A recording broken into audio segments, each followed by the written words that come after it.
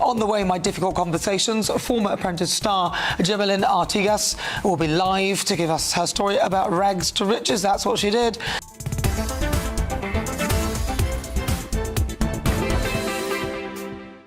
Well, it's now time for this week's Difficult Conversations, and joining me today is former Apprentice star Gemelin Artigas. Now, it hasn't been an easy ride. I mean, she looks fabulous, but she found herself homeless and abandoned in London, wondering if she would ever survive and if she could ever build a successful career. She went from being a mum with just £40 in her bank account to making £18,000 in just 30 days with online marketing. I'm joined by Gemelin now. Wow. Come on, tell me the story. What happened? I want to hear a story. How long do we have? 20 minutes-ish. No, talk to me. So talk to me about your story then. How come you ended up homeless in London? Right, so I came to London at 16, actually. It was September, and I had a boyfriend at the time. He had his best friend here. 5 months down the line, I found out that he cheated on me. I decided to leave where we were staying, which was a very tiny accommodation in central London, in Good Street, like the tiniest. It was like five of us living in there. And yeah, and as I'm walking, obviously hot-headed Latina, I leave, and I told everybody I had somewhere to stay so they didn't come and look for me, but I didn't. And I just didn't know where to go. So I remember thinking it was January. Yeah. It was one of the coldest January in London. The snow was up to my knee, and I didn't know what I was going to do. So yeah, I ended up just kind of like going around on the streets. Now I'm talking about cash is king. Thank God back then there was cash because I could find things on the road. That was the way I was eating and surviving. How long were you sort of on the street? 2 weeks. Never? Yeah.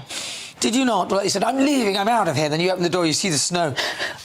Maybe I'll go tomorrow. That would be me. I'd be like, I'm out of here, I've had enough. I can do better than this. Then you go, hang on, no, I'll go tomorrow. No, I never. I just started walking with my bags, and I think at one point of me walking down the street, of course, started raining. It's London. And I went down these arcs, and it's a story behind that, actually, about The Apprentice. I went on this arc, and that was the second that I stopped. And I remember looking up, and I just started crying. And I had no money. I had a very expensive jacket. I spent like £300 of my full budget, which was £800, but I was warm. I had no money. I had no phone. I had nothing. And I'm thinking, what am I going to do? What am I going to do now? And in that moment, I was 17. I don't know if I have a teenager now, and I cannot imagine him going through this situation. And I thought, okay, so I've got two options. I got to call my mom. She can pick me up. I go back home, and this is it. This is the end of my story. A failure. I didn't learn the language, which I came to do. My ex cheated on me, so I'd be alive. Home would be where? Venezuela. Okay. Then I remember I looked up at this building, and there was these people coming out of the building with the little briefcases. Back in the days, they had like briefcases, and they had suits, and they looked really smart. And I look at them and I said, you know what? No, this is not the end of my story. This is the beginning of my story. I don't know what's going to happen to me. I didn't call my mom. I never told her until I was about 23 years old. And I remember looking at the people in the building coming out and wiping my tears and saying, one day I'm going to be like them. Yeah. 18 years later, I'm walking into that same building for the Apprentice auditions. That same building? Same building. Wow. Wearing a suit by force, because the Apprentice kind of says, the audition says you must wear business attire or a suit. And that was a 360 moment. And I know that was 18 years later. Wow. But that was the beginning, and obviously between those 18 years, a lot happened. Well, go give us some of it. What happened? I mean, I got run over by a motorcycle, which was brilliant, because I had a bed and food. Really?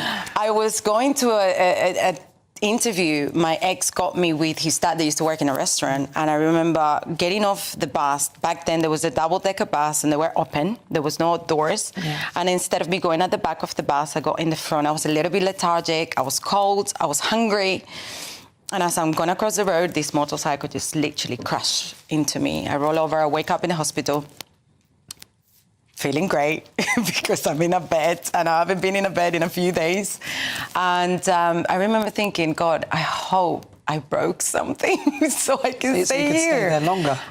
But yeah, the doctor came in and said, wow, it's a miracle. You roll over about 7-10 times, but nothing is broken. Well, you can go. And I'm like, Please let me stay. But I got the job as a cleaner. So I used to clean the toilets. I used to wash the plates and clean the tables. I didn't speak English, so I couldn't take orders or anything like that. And yeah, and then I went on to doing beauty therapist, and I went on to doing events. And it was when I was 34, I just felt like, again, like I was in a point of my life where I've been living this crazy life, like chasing the money, working hard, trading my time for money, working a lot and never having money. By this point, I was a mom, and yeah, it was just difficult. So I thought, I just need to do something with my life. I was going through a massive spell of depression, feeling suicidal. And I remember opening the laptop and I saw it. I loved The Apprentice. I always said, if I was to be on any show, it would be The Apprentice. And I applied. I had this idea for an events industry. They sent me a letter and they told me, yeah, we'd like to cast you and come to the casting. And when I'm walking down the street and I'm like, this is very familiar. Oh my God. And I just started crying. And I remember calling my partner at the time and I was like, I'm gonna be on The Apprentice. He's like, you just gone through the audition. It's like, you don't understand. I manifested this, I visualized this, and there I was. And then I made it to the show. Yeah, really good. And of course, you were on the Bosch Beds one. With Bosch Beds, he won, but you didn't. Where did you come in? No. Karina won that year. The baker, they can bake. Yeah, he would have won. Lower Sugar loved him. They had a little bromance going on. I went on to week 7, but I think I was still struggling with my mental health. Okay. Even though that I obviously told everybody I was fine. So by week 7, I think there was not much fight in me left. So I was like, I'm happy to go home and have a large glass of wine. You wanted to go home, you had enough. I wanted to see my son. It's really tough, the process. I can imagine. It's tough, it's true. You wake up at 4, you are exhausted, you're living with a bunch of strangers that you've never met before. Some of them are very eccentric. It's just a lot. So after The Apprentice, which obviously gave you some exposure, what did you do? What was your next move, and how did you come to become this entrepreneur online? Right, so I think our season, it was one of the most controversial ones. There was a lot of press around because of the ethnic minority leaving the first 7 weeks, because of, obviously, there was some love inside the show. We wasn't allowed to be seen publicly, but we didn't care. We still went to every premiere, and we tell each other, are you going? And we'd be like, no. And then we're all there, and then we're like, oopsie. We get papped. So it was really, really out there. I don't know, Apprentice is not like Love Island, right? Love Island is like you're instant famous. Apprentice is very low-key. Majority of people don't really make a media career out of it. So our one was really, really big. So that meant we was getting invited to so many things, red carpet events. Everybody starts to know your name. The paparazzi starts to scream your name. They want to take pictures. I was leaving Harrods, I think it was Selfridges, and there was all this commotion, people trying to take pictures with me. Wow. They had to bring the security, take me from the back. I was like, this is crazy. I was with my family. They came here from Venezuela. So it was a very proud moment. But it was very surreal, but I knew this was a little wave that I was going to ride for 5-10 minutes, and that's it. So I made the most of it. But what it is that it's very delusional, because this wave went on for a little longer than 10-15 minutes once my story came out about being homeless and everything I did. And everybody wanted to hear me and know what I did in order for me to, become that person that could apply for The Apprentice. So, yeah, I ended up talking in universities, becoming a transformational speaker. So it went on for a little longer, but then the pandemic happened. And I think I speak for the whole world, not even the nation, that everything just kind of like stopped, And it was just, once everything started going back to normal, like people just didn't know who I was anymore. And even though I was trying to do the whole influencing thing, which I didn't like, it wasn't for me. Influencer lifestyle is not really what people think it is. Like, you don't get paid. I think most influencers out there are probably, struggling financially. I was broke. I started to struggle financially. I started to going into debt. And I was like, I can't keep doing this. I got to go back to work. So I was doing events. That's what I do. And I was very proud of what I did. But yeah, I used to still get recognized, even that I changed my hair color. So I don't think people meant to be mean, but it affects you. And this is why I always say to people, like, really be careful what words you have to say to somebody, because you don't know what a person is going through. So they would look at me and they'd be like, where did I know you from? And suddenly they'd be like, you're that girl from The Apprentice, aren't you? And I'd be like, yes. And they're like, oh, so you're doing this now? Oh. And almost like... Yeah, so almost like you're sort of disappointed them because you're not doing something bigger.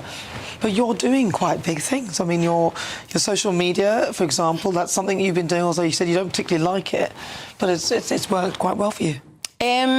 I've always been very open when it comes to social media, influencing and all of this stuff, okay? I feel like people showcase a lot of the good and not really what goes behind the scene and like the mental struggles, because even doing that kind of thing, me being, for example, a brand ambassador and things like that, I was still struggling mentally. I was still struggling, feeling like, I don't know, I think everybody feels the same. It's like, it doesn't matter how much you do, you just feel like you're never doing enough. And I felt like, again, I went to The Apprentice and even I did well, but I didn't win it. And you just get in your head. And here I am, I'm a glorified waitress doing events. And it just, you start to go down this rabbit hole of self-doubts. And you see your son and you think, oh God, I'm 37. Only 37. I thought I was going to have the world. 53. You look amazing. Thank you. I'm sorry, but... I'm old.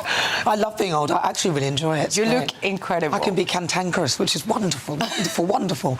Listen, we're running out of time, so what are you doing very briefly? Yes, so... catch up with you sorry, yeah, we can talk a lot about everything, but yeah, so I wanted to do something online because I felt like I was being judged every time I was on events, and I just stopped, and I just wanted to do something.